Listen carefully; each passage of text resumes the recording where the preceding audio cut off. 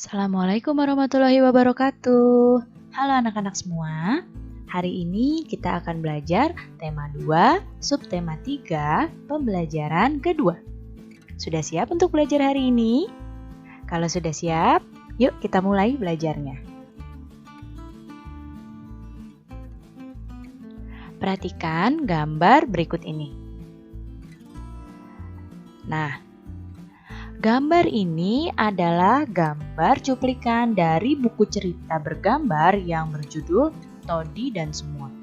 Nah, inti cerita dari buku Todi dan Semut adalah mengisahkan tentang Todi yang gemar makan coklat dan kue-kue manis. Tapi dia malas membersihkan sisa-sisa makanan. Suatu ketika, Todi segera tertidur setelah makan kue manis. Dengan mulut dan tangan yang kotor terkena sisa-sisa makanan. Saat Todi tertidur, pasukan semut mengerubungi Todi. Mereka juga menggigit tangan dan muka Todi hingga bentol-bentol.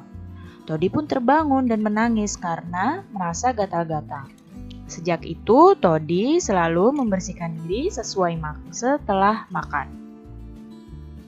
Nah, menurut kalian, apakah gambar di samping mendukung cerita yang tadi Ibu jelaskan?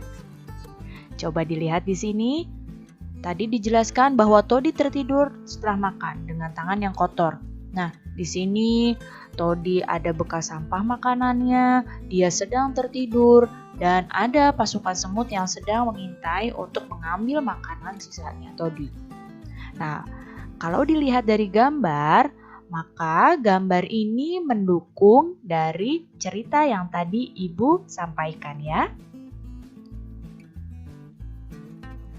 Nah, cerita bergambar itu apa ya? Siapa yang tahu apa itu cerita bergambar?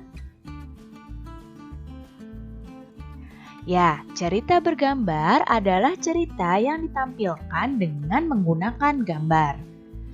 Nah, salah satu contoh cerita bergambar adalah komik. Unsur-unsur dalam cerita bergambar. Perhatikan di sini. Unsur yang pertama ada panel. Panel adalah kotak yang isinya ilustrasi. Ilustrasi itu gambar ya. Dan teks yang tersusun menjadi sebuah cerita. Kemudian unsur yang kedua ada narasi. Narasi ini berisi keterangan tentang latar tempat, waktu, atau situasi cerita tersebut. Kemudian unsur yang ketiga ada parit, yaitu ruang antar panel. Kemudian unsur yang keempat ada balon kata. Balon kata ini untuk meletakkan dialog atau narasi. Dan unsur yang kelima ada ilustrasi. Ilustrasi ini adalah gambar yang digunakan untuk memperjelas cerita. Sekarang coba diperhatikan ya gambar cerita berikut ini.